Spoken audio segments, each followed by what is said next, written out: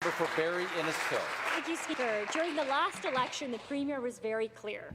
He promised to increase ODSP rates.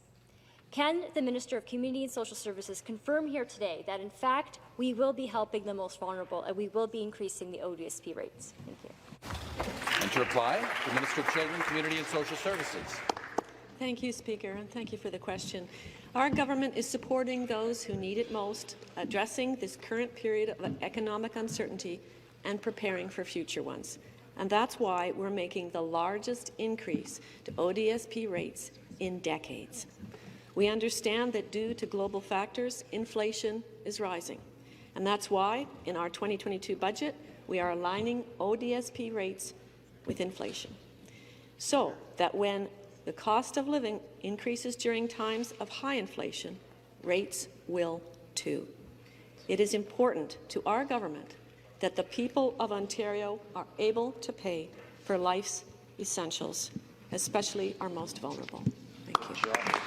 Supplementary question.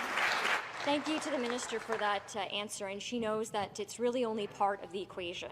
While it's a very welcomed announcement for the most vulnerable who'll be receiving an increase, the Minister will know that inflation continues to rise and affect not only Ontarians, but everyone in Canada. High interest rates, carbon taxes, which are leading to higher fuel costs, which lead to higher costs at the grocery store and are wreaking havoc on budgets of the most vulnerable.